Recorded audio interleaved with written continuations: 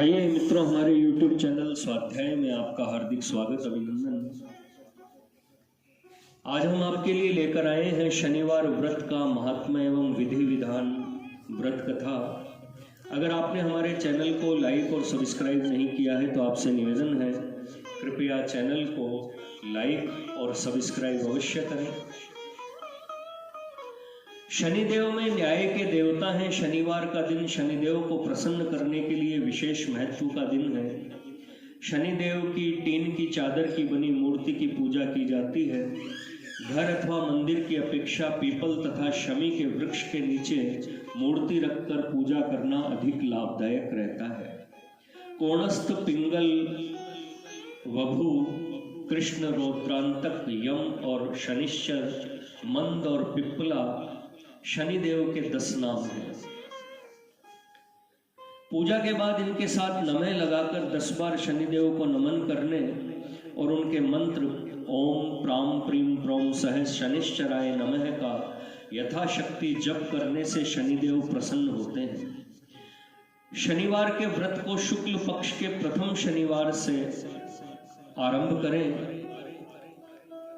व्रत 51 या 31 करने चाहिए।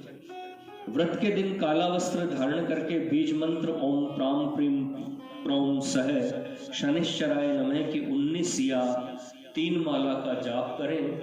फिर एक बर्तन में शुद्ध जल लेकर काले तिल, काले फूल या लवंग, लौंग,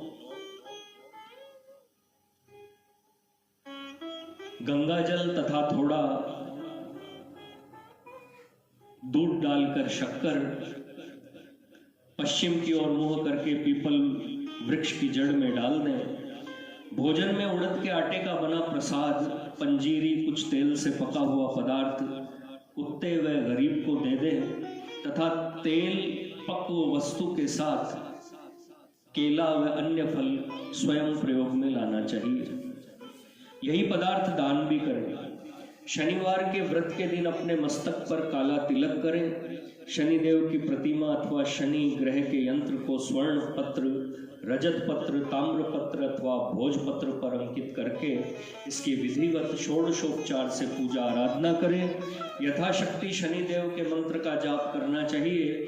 शनिवार के व्रत के उद्यापन के लिए यथासंभव शनि ग्रह का दान जैसे नीलम, सुवर्ण, लोहा, उड़द, तेल, कृष्ण वस्त्र, कस्तूरी, कृष्ण पुष्प आदि करना चाहिए। शनि ग्रह से संबंधित दान के लिए मध्याह्न का समय सर्वश्रेष्ठ होता है। यह दान ब्राह्मण के स्थान पर भड़ूरी को दिया जाता है। मध्याह्न के 12 बजे क्या क्या और कितना दिया जाए यह आपकी श्रद्धा और सामर्थ्य पर निर्भर रहेगा। शनि ग्रह के मंत्र ओम प्राम प्रीम प्रोम सह शनिश्चराय नमः का कम से कम 23,000 की संख्या में जाप तथा शनि ग्रह की लकड़ी शमी से शनि ग्रह के बीज मंत्र की 1 माला का यज्ञ करना चाहिए।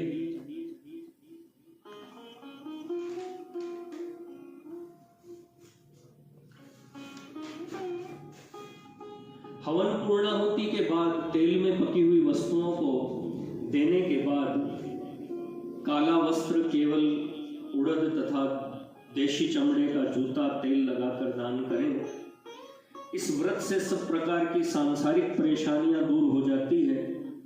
झगड़े में विजय होती है। लोह मशीनरी कारखाने वालों के व्यापार में उन्नति होती है।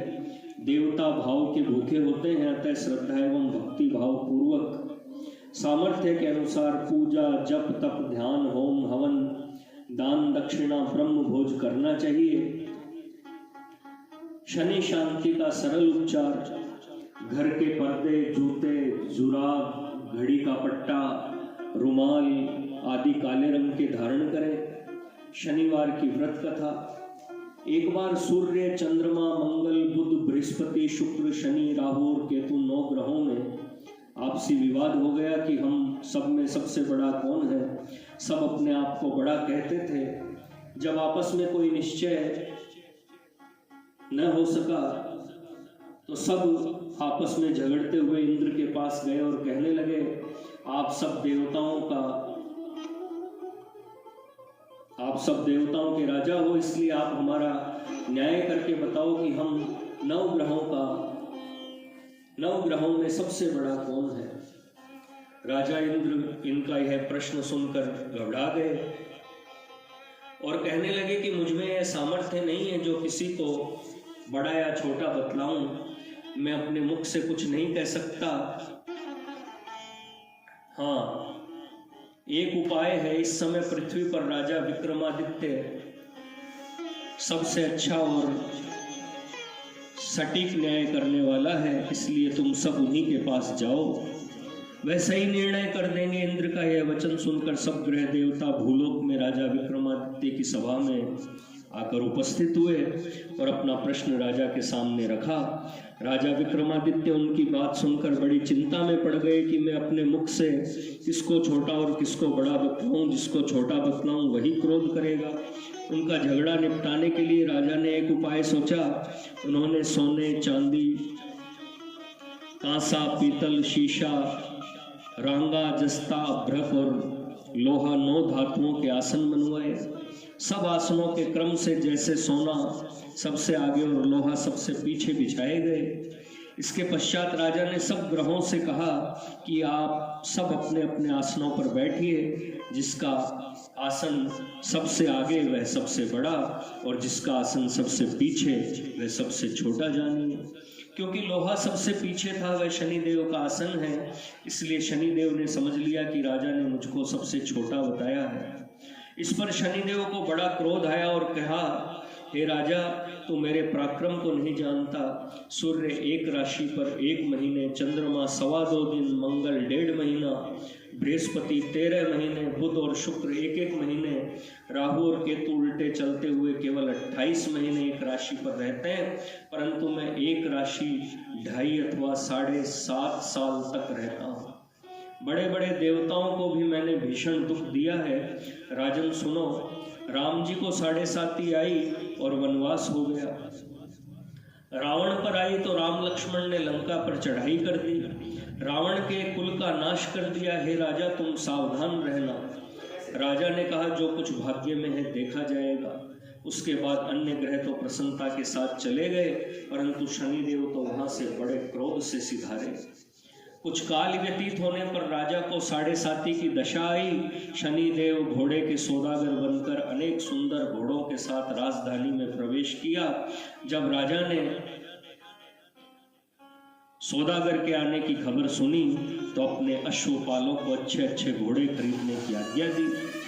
अश्वपाल ऐसी अच्छी नस्ल के घोड़ों को देखकर और उनका मूल्य सुनकर चकित रह गया। तुरंत ही राजा को खबर दी। राजा उन घोड़ों को देखकर एक अच्छा सा घोड़ा चुनकर उस पर सवारी के लिए चढ़ा। राजा के घोड़े की पीठ पर चढ़ते ही घोड़ा जोर से भागा। घोड़ा बहुत दूर तक एक जंगल में जाकर और राजा को छोड़कर अदृश्य हो गया। इसके बाद राजा अकेला जंगल में भटकता फिरता है। बहुत देर के पश्चात राजा ने भूख और प्यास से दुखी होकर भटकते भटकते एक ग्वाले को देखा। ग्वाले ने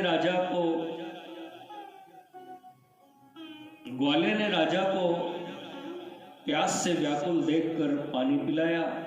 राजा की उंगली में एक अंगूठी थी, वह उसने निकालकर प्रसन्नता के साथ ग्वाले को दे दी और शहर की ओर चल दिया। राजा शहर में पहुंचकर एक सेठ की दुकान पर जाकर बैठ गया। राजा ने अपने आप को उज्जैन का रहने वाला तथा अपना नाम वीका बतलाया। सेठ ने उसको एक कुलीन मनुष्य समझकर जल आदि पिलाया। भाग्यवश उस दिन सेठ की दुकान पर बिक्री बहुत अधिक हुई। तब सेठ उसको भाग्यवान पुरुष मान कर भोजन कराने के लिए अपने घर लेकर गया। भोजन करते समय राजा ने एक आश्चर्य की बात देखी कि एक खूंटी पर हार लटक रहा है और वह खूंटी उसको निगल रही है। भोजन के पश्चात कमरे में आने पर जब सेठ को कमरे में हार न मिला तो सबने ही निश्चय किया सिवाय वीका के और कोई इस कमरे में नहीं आया, अतः अवश्य ही उसी ने हार चोरी किया है। परंतु वीका ने हार लेने से मना ही की। इस पर 5-7 आदमी इकट्ठे होकर उसको फौजदार के सामने ले गए। फौजदार ने उसको राजा के सामने उपस्थित कर दिया और कहा, यह आदमी तो भला प्रतीत होता है, चोर नहीं मालूम है, परंतु सेठ का कहना है कि इसके सिवाय और कोई घर में आया ही नहीं, अवश्य ही इसी ने चोरी की है। तब राजा ने आज्ञा दी कि इसको हाथ पैर काट कर चौरंगिया किया जाए। राजा की आज्ञा का पालन किया गया और वीका के हाथ पैर काट दिए गए। अब राजा विक्रमादित्य अपाहिज होकर दर दर की ठोकरें खाने लगा। कुछ काल व्यतीत होने पर एक तेली उसको अपने घर ले गया और कोलू पर बैठा दिया। वीका उस पर बैठा हुआ अपनी आवाज से पहले हाँकता रहा। कुछ वर्षों में शनि की दशा समाप्त हो गई और एक रात में वर्षा ऋतु में एक दिन मल्हार राग गाने लगा। उसका गाना सुनकर उस शहर के राजा की कन्या उस राग पर मोहित हो गई और दासी को खबर लाने के लिए भेजा कि शहर में कौन गा रहा है। दासी ने देखा कि तेली के घर में चौरंगिया मल्हार राग गा रहा था। दासी ने महल में आकर राजकुमारी को सब वृतांत सुनाया। उसी क्षण राजकुमारी ने अपने मन में यह प्रण कर लिया कि चाहे कुछ भी हो, मुझे चौरंगिया के साथ विवाह करना है। प्रातःकाल होते ही जब दासी ने राजकुमारी को जगाया तो राजकुमार अनशन व्रत लेकर राजकुमारी पड़ी रही। तो राजकुमारी अनशन व्रत लेकर पड़ी रही। तब दासी ने कहा, रानी के पास जाकर राजकुमारी के न उठने का वृतांत कहा। रानी ने तुरंत ही वहां आकर राजकुमारी को जगाया और उसके दुख का कारण पूछा। तब राजकुमारी ने कहा, माता जी, मैंने यह प्रण कर लिया है कि तेली के घर में जो चौरंगिया है उसी के साथ विवाह करूंगी। माता ने कहा, पगली, यह क्या बात कह रही है? तुझको किसी देश के बड़े राजा के साथ परणाया जाएगा। कन्या कहने लगी कि माता जी, मैं अपना प्रण कभी नहीं तोड़ूंगी। माता ने चिंतित होकर यह बात राजा को बताई। जब महाराज ने भी आकर यही समझाया कि मैं अभी देश देशांतर में दूत भेजकर सुयोग्य, रूपवान एवं बड़े से बड़े गुणी राजकुमार के साथ तुम्हारा विवाह करूंगा, ऐसी बात तुमको कभी नहीं विचारनी चाहिए। कन्या ने कहा, पिताजी, मैं अपने प्राण त्याग दूंगी परंतु दूसरे से विवाह नहीं करूंगी। इतना सुनकर राजा ने क्रोध में भरकर कहा, यदि तेरे भाग्य में ऐसा ही लिखा है तो जैसी तेरी इच्छा हो वैसा ही कर। राजा ने तेली को बुलाकर कहा कि तेरे घर में जो चौरंगिया है उसके साथ मैं अपनी कन्या का विवाह करना चाहता हूँ। तेली ने कहा कि यह कैसे हो सकता है? कहाँ आप हमारे राजा और कहाँ मैं नीच तेली। राजा ने कहा कि भाग्य के लिखे को कोई नहीं टाल सकता। अपने घर जाकर विवाह चौरंगिया विक्रमादित्य के साथ कर दिया। रात्रि को जब विक्रमादित्य और राजकुमारी सो रहे थे महल में, तब आधी रात के समय शनिदेव ने विक्रमादित्य को स्वप्न दिया कि राजा से कहो, मुझको छोटा बतलाकर तुमने कितने दुख उठाए। राजा ने क्षमा मांगी। शनिदेव ने प्रसन्न होकर विक्रमादित्य को हाथ पैर दिए। तब राजा ने कहा, महाराज, मेरी एक प्रार्थना स्वीकार कीजिए। जैसा दुख आपने मेरे को दिया है किसी और को न देना। शनिदेव ने कहा, तुम्हारी ये प्रार्थना स्वीकार है। जो मनुष्य मेरी कथा कहेगा या सुनेगा उसको मेरी दशा में कभी किसी प्रकार का कोई दुख नहीं होगा, और जो नित्य मेरा ध्यान करेगा या चींटियों को आटा डालेगा उसके सभी मनोरथ पूर्ण होंगे। इतना कहकर शनिदेव अपने धाम को चले गए। जब राजकुमारी की आंख खुली और उसने राजा के हाथ पैर देखे तो आश्चर्यचकित रह गई। राजा ने अपनी पत्नी से अपना समस्त हाल कहा कि मैं उज्जैन का राजा विक्रमादित्य हूँ। यह बात सुनकर राजकुमारी अत्यंत प्रसन्न हुई। प्रातःकाल राजकुमारी से उसकी सखियों ने पूछा तो उसने अपने पति का समस्त वृत्तांत कह सुनाया। तब सबने प्रसन्नता प्रकट की और कहा कि ईश्वर ने आपकी मनोकामना पूर्ण कर दी है। जब उस सेठ ने यह बात सुनी तो वह सेठ विक्रमादित्य के पास आया और उसके पैरों में गिरकर क्षमा मांगने लगा कि आप पर घर पर मैंने चोरी का झूठा दोष लगाया था, अतः आप मुझको जो चाहे दंड दे। राजा ने कहा, मुझ पर शनिदेव का कोप था, इसी कारण ये सब दुख मुझको प्राप्त हुआ। इसमें तुम्हारा कोई दोष नहीं। तुम अपने घर चलकर प्रीति पूर्वक भोजन करो। राजा ने कहा, जैसी आपकी मर्जी वैसा ही करें। सेठ ने अपने घर जाकर अनेक प्रकार के सुंदर भोजन बनवाए और राजा विक्रमादित्य को प्रीति भोज दिया। जिस समय राजा भोजन कर रहे थे, एक अत्यंत आश्चर्य की बात सबको दिखाई दी। जो खूंटी पहले हार निगल रही थी, वह अब हार उगल रही है। जब भोजन समाप्त हो गया तो सेठ ने हाथ जोड़कर बहुत सी मोहरें राजा को भेंट की और कहा, मेरे श्री कंवरी नामक एक कन्या है, उसका पाणी ग्रहण आप करें। इसके बाद सेठ ने अपनी कन्या का विवाह राजा विक्रमादित्य के साथ कर दिया और बहुत सा दान दहेज आदि दिया। इस प्रकार कुछ दिनों तक वहां निवास करने के पश्चात विक्रमादित्य ने शहर के राजा से कहा कि अब मेरी उज्जैन जाने की इच्छा है।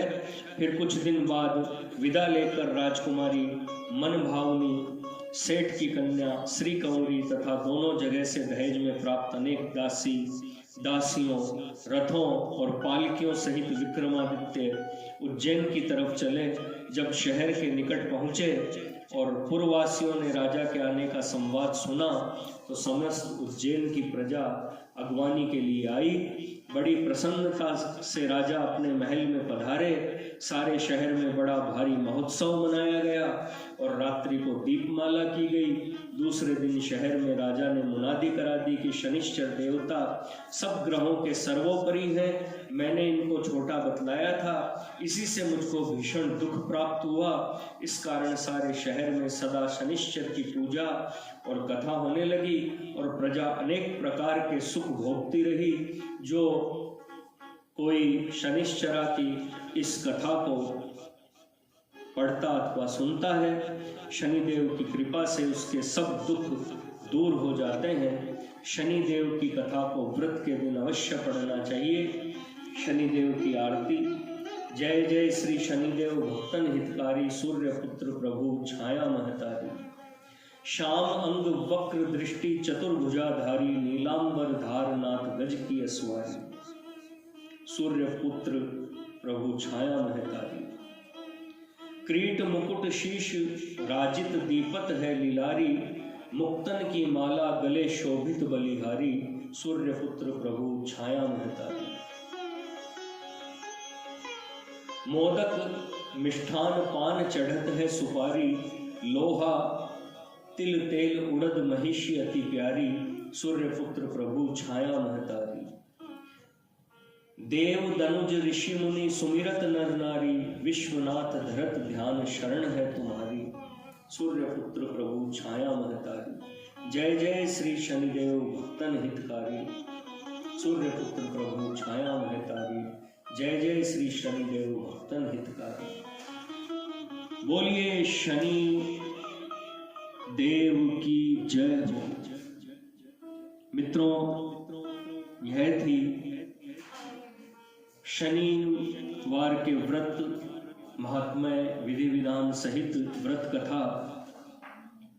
अगर आपको हमारा चैनल पसंद आए तो इसे लाइक और सब्सक्राइब अवश्य करें। धन्यवाद।